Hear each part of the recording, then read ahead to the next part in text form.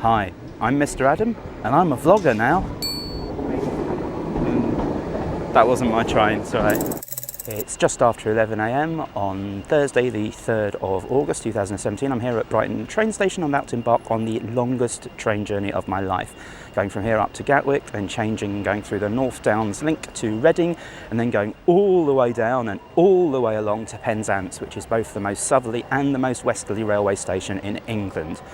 It'll take about 7 hours in total. I've got the really cheap advance tickets. I mean, I have to get particular trains. They've only allowed me 10 minutes to change at Gatwick and 10 minutes to change at Reading, where the platforms are very far apart. And the first stage of the journey is on Southern Rail, arguably the most unreliable train operating company in the world. What could possibly go wrong? Let's find out. Roll titles. If I remembered to make any titles.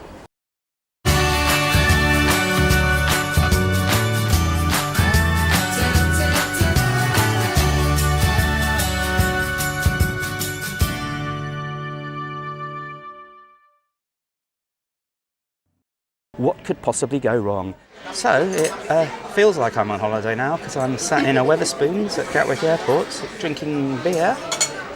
Not the London Pride because that's £4.65 a pint. Rob dog. Didn't expect to be here. I was supposed to only have a 10-minute change at Gatwick, which wouldn't have been long enough to go to Wetherspoons for a pint, even for me. But my train from Brighton was running really, really late. I got an earlier one, the Gatwick Express, that I wasn't supposed to use my ticket on. That didn't even make it out of the platform before it stopped. They said there was a suspect bag on it. It eventually crawled up the line 2 miles and stopped at Preston Park, sat there for about 10-15 minutes before eventually they just told everyone to get off and wait for another train. In the intervening time, I was worried that my train that I was supposed to be on was going to pass us. It did pass us at Preston Park, but I looked on my phone and saw that it was running so late that they were running it fast to East Croydon, so it didn't even stop at Gatwick. So I had to get like the very, very slow stops everywhere, Bedford Thameslink train. Got to Gatwick about 15 minutes after my connection. There's only one an hour. Cornish word of the day, directly. This has a very different meaning to the English word directly. Directly means that you will do something at a time and place that is convenient for you. The actual timescale could be minutes, hours, days, or even years. Outside of Cornwall, Southern Rail is rumoured to run its timetable to the principle of directly. Well, I've made it to Reading, which is the world's noisiest train station. The nice woman on the Gatwick to Reading train said if I find the guard, don't wait for the guard to find me on the Penzance train and explain about my cancelled original starting journey, then I should be alright to be on this train that's an hour later that I don't have an actual reservation for, that technically I probably ought to pay 170 quid for, so fingers crossed.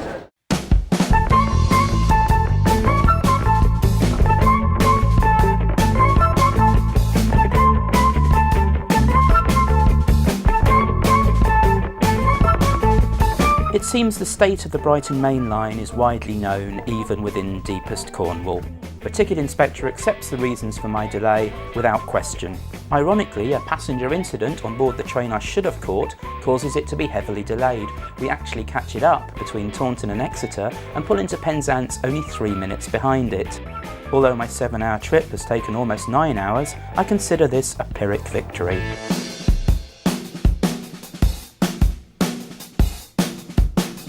After a long journey, I retire straight to my historic hotel, where I get far too excited about the room. Now, I've stayed here lots and lots of times, and the rooms have been okay. This room has this view. St Michael's Mount there, etc. There's a church. There's like a window here as well. That shows you a fire escape. The Union Hotel, if you pay an extra quid, you get a view of St Michael's Mount. I announced on Facebook that I had become a vlogger.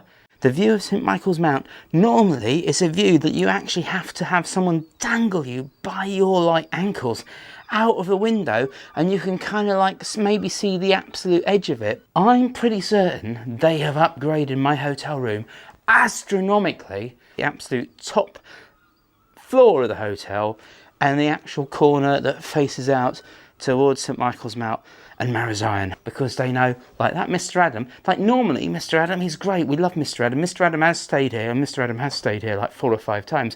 Just tell people you're a vlogger, even if it's not true, now we know Mr. Adams is a vlogger, we are going to put him in our most pimp room possible, which it looks like they have done. Ticket inspectors have been like doffing their bloody caps to me because they've seen this clip mic, and this clip mic hasn't been plugged in, but I only plug it in when I do the filming. People see it, and they like call you sir, and they don't throw you off the train for having a ticket for the train that was an hour earlier.